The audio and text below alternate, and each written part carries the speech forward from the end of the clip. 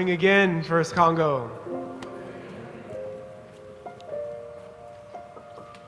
And I offer you another welcome on this second Sunday in the 2024 season of creation. This year, throughout these 5 Sundays of September, we will be looking at various tasks that support our efforts to refresh the fruits of the Spirit. We'll look at actions we can take to deepen our experiences of patience, gentleness, kindness, mercy, and more. Last week, on our Pet Blessing Sunday, we looked at the task of making a friend.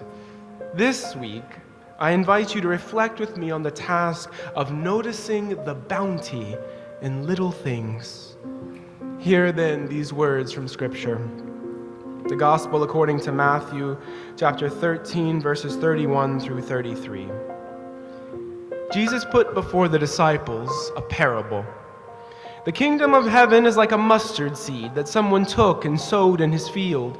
It is the smallest of all seeds, but when it has grown, it is the greatest of shrubs and becomes a tree, so that the birds of the air come and make nests in its branches.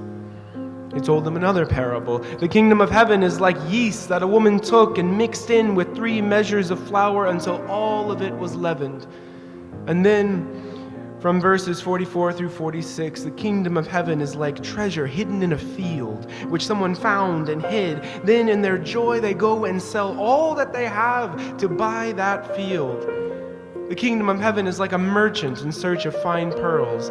On finding one pearl of great value, they went and sold all that they had and bought it.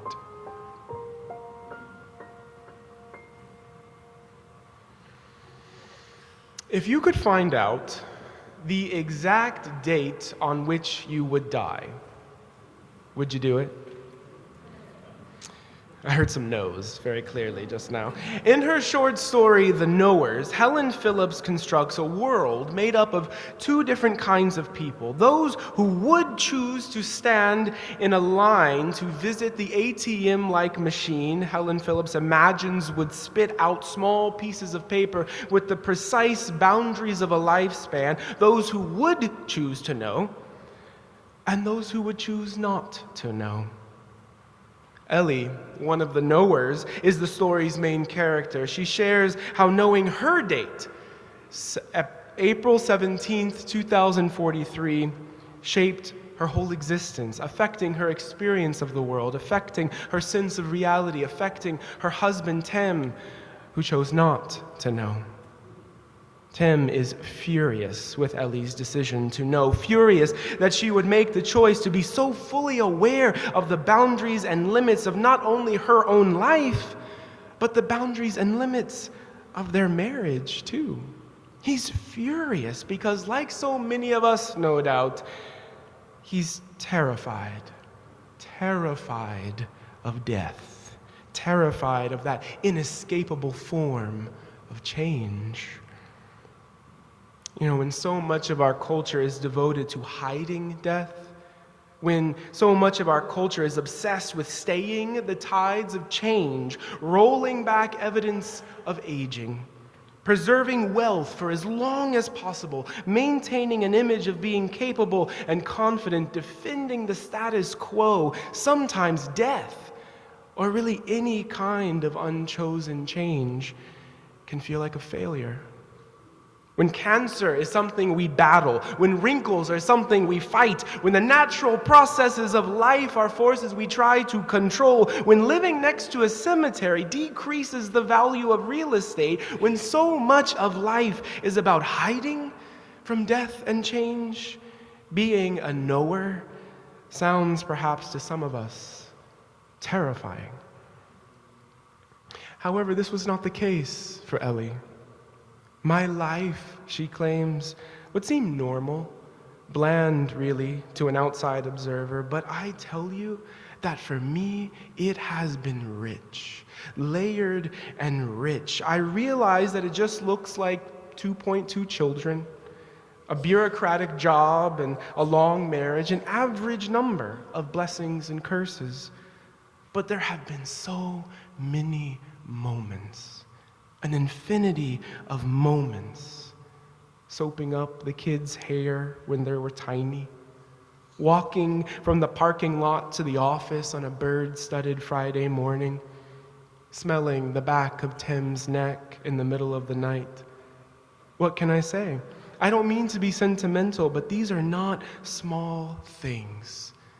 As the cliche of our time goes, the deeper that sorrow carves into your being, the more joy you can contain.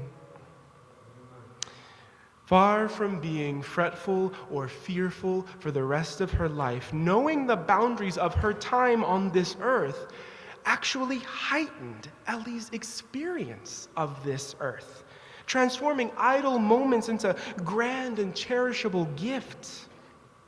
Knowing the limits of her lifespan actually deepened Ellie's life. It's kind of surprising in a way, isn't it? That relationship between knowing limits and experiencing fullness, it's kind of surprising for some of us, perhaps, how embracing boundaries can lead to whole new depths of bounty. It's kind of surprising, I think, in the same way that when one hears somebody comparing the majesty and the mystery and the magic of heaven's reality to a mustard seed. It's the kind of surprising that follows hearing somebody claim that God's magnificent realm is like tiny granules of yeast or a pearl or a hidden treasure. Throughout his ministry, Jesus baffled people by constantly using tiny things, sparrows and lilies and other seemingly unimportant realities to describe that which holds the infinity of God. To the average listener in Jesus' time, and maybe even to us, it seems surprising or perhaps even sacrilegious.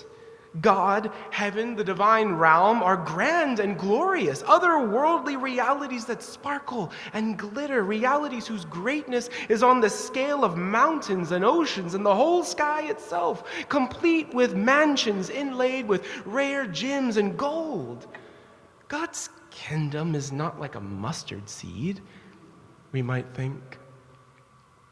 Indeed, Jesus' words in today's scripture reading would be a surprise to anyone who thought of God as having more in common with a mountain range than with a mustard seed. But in a way, it's exactly this very surprise that sits at the whole core of Jesus' life, Jesus' teachings, Jesus' death and resurrection. According to the story of our faith, God is one who chose to know. God is one who chose to know humility as the son of two impoverished people living under the harsh rule of an ancient empire.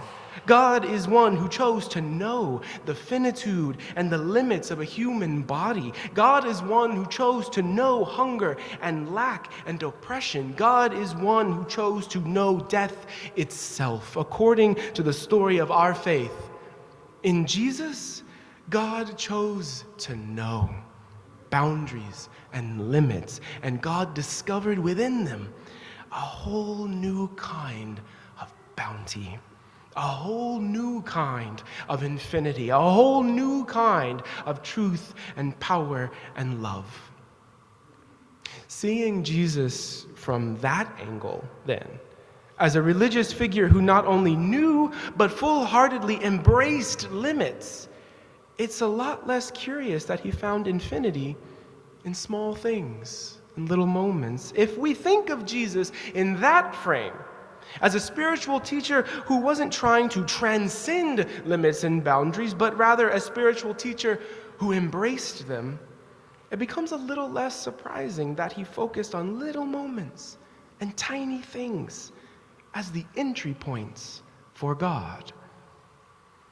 In The Knowers, Helen Phillips describes Ellie's and Tim's last week together, 1 week before April 17th, 2043. Ellie proclaims to the reader, "What can I say? What did we do?